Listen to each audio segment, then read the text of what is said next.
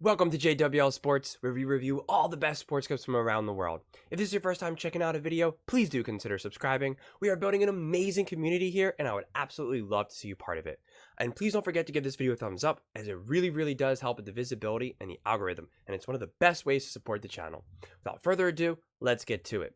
We're watching a clip of The Herd with Colin Cowherd talking about Baker Mayfield.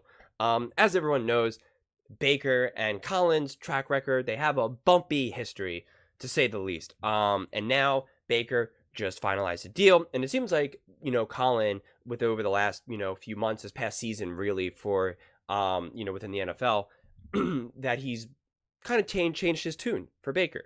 He kind of did his victory lap before, saying, see, I told you Baker's not this amazing quarterback, but now he's kind of given him his flowers and said, hey, Baker has matured. He still doesn't think that he's this next level amazing quarterback, but still, deserving to be a starting quarterback. I take a slightly different angle at this, but I want to see what Colin has to say first, and then we can break it down from there. But just to quickly say, I think this is an okay move for Tampa Bay. Again, the way how I look at things, and the way I always ask the question, what do you expect to do with the acquisitions, the sign, the trades, the whatever? Like, what do you expect from your team? Okay, what do you expect? If signing Baker, do you think that actually gives you a chance at winning a Super Bowl, making a Super Bowl? Because the answer is no, just straight up no. If you want to be competitive and be relevant, does signing Baker Mayfield do anything for you? Sure, absolutely. Keeps you relevant, keeps you kind of in, the mix of things. But is that good enough? I look towards the Rams, the Chiefs, the 49ers, the Eagles, the teams that consistently make moves to make them not only relevant, but also truly competitive, where you legitimately have a chance at making the AFC or NFC championship game, legitimately getting to the Super Bowl, legitimately winning the Super Bowl. Baker Mayfield's not that dude. Baker Mayfield wouldn't have even won the Super Bowl with the 49ers roster. So again, what are you trying to hope to do? Getting Baker keeps you relevant, but not necessarily truly competitive. Let's see what Colin has to say. Go from there. But in the end, Baker Mayfield signing a 3-year, $100 million deal to Tampa feels right. Now, it's a little bit like the Daniel Jones contract. It'll probably be closer to 50, 60, 65 million. It's a lot of money in Tampa. He has matured. He is productive. Playoff wins in both conferences. And more than anything, he bet on himself.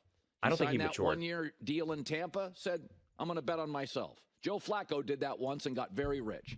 He didn't bet on himself. He had no choice. So stop with that. He didn't bet on himself. He had no other choice. He was hanging on by a thread. Okay? So that's absurd. That's absurd. The other, Kirk Cousins and other quarterbacks that bet on themselves truly took a gamble. Truly took a gamble. He did not. So enough of that. But there is something about Baker Mayfield that I think is a great quality in life. Last week, I had the opportunity to speak to a class of students at USC. And I said, my favorite quality in young people is resilience, and my least favorite quality is fragile. People have their own problems. They don't want to hear about yours. Resilience is a great quality. Dust yourself off. Nobody lives a perfect life. I'm watching this dynasty on Tom Brady and the Patriots. Yeah, I watched the one. MJ documentary. MJ No one even and talks Brady, about that dynasty. Landmines, potholes, people in the organization working against them. That's called life, and that's what sports is. And Baker Mayfield, more than anything else, is resilient. He had to transfer in college. Carolina was a mess. Tampa, GM here, coach there, interim there, Freddie Kitchens there. It was a mess. But yet, he dusted himself off. He's seen the hole in his game, self-awareness, and he's worked on it. This is a more focused Baker, fewer commercials. It's a more mature Baker, less starting fires. Because he didn't get the podium commercial every offers. Wednesday. I like this Baker. I think this Baker's good. Now, if this was the AFC West and I had Andy Reid Mahomes, Jim Harbaugh, and Justin Herbert, maybe this deal makes me a little nervous with Todd Bowles and Baker Mayfield. But part of what makes it attractive is that it's Tampa, and I think Baker sees that. The NFC South has arguably been the weakest division in football for 10 of the last 20 years. And I don't know if that's because the SEC in college football is so big and The Falcons are powerful in coming. the South. People don't care as much. Kirk Cousins. The media doesn't focus, isn't as negative. When you get up to like New York, Philly, Giants, Washington, college football is not a big deal. There is urgency. Guys get fired. The Philadelphia Eagles every 15 minutes will move off a Super Bowl winning quarterback Nick Foles or a Super Bowl winning coach Doug Peterson. The intensity of the Northeast with their baseball and their NFL, you can feel it. It's palpable. But in the NFC South, Baker Mayfield and Todd Bowles, you can win a lot of games there. They've got some stability. They've got some nice weapons. He will be the 17th highest paid quarterback in the league. That's more than reasonable for Baker.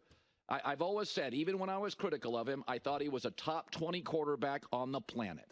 And I think 17th, if he hits some bonuses, maybe it's 16th. If Cousins signs a big deal, maybe it's 18th. Okay. So, again, he's saying that he would be concerned if they were in the AFC. If you're Tampa Bay and you want to win, which I believe you do, because there's this whole idea that Tampa Bay doesn't care that much. And maybe that's true. Maybe the fans are less intense and less, hold everyone's feet to the fire as, say, the Giants, the Eagles, some of these other big franchises. And I get that argument. I really, really do. And I get the whole argument, especially in these warm climate areas. They have a lot going on. I lived in California. You could see that sports did not matter as much as, say, it does out on the East Coast, right? Because if your team loses out west, you're bummed. You're like, this sucks. But right, you do. You get to go to the beach. It's 84 degrees and beautiful and warm. It's different. The Patriots lose. The Eagles lose. The Giants lose. It's 14 degrees outside. It's bitter cold. And you got to go to work, with the wind chill of God knows what, right? It just hits you harder. It just does. And so the highs are higher and the lows are lower. But Tampa Bay obviously wants to win because they made the move to get Tom Brady, right? So they were obviously trying to win. No one likes to lose. But I just don't understand, how do you think this move either sets you up now or in the future to be able to beat the 49ers, the Packers, the Eagles? I do not see the Cowboys even. I do not see it. The Detroit Lions. I do not see it. Where do you think that they are going where this gets you? I understand. And there's the reason, I think a big part of this is because they think, look what Baker did against the Eagles. The Eagles were a terrible team last season. They could have only had 6 wins, okay? And when they were in the playoffs, the whole team gave up. Even Troy Aikman and Joe Buck said it, that in the pregame interviews, they said, I've never seen a team just not care and give up. That had nothing to do about Tampa Bay, okay? The vast majority of Baker Mayfield's yards in that game, all were yards after catch. And he could have thrown multiple interceptions, but the Eagles were just not there. And he took some terrible key sacks that took them out of field goal range and kept the Eagles in it. That if the Eagles were just semi-competent, they still would have beaten them. But they weren't. They had a bad OC, a bad DC, and players that just gave up and were just like, this is it. Now we know also they had a whole bunch of players that were retiring and were just like, I got nothing left in the tank. This is it. They just waved the white flag.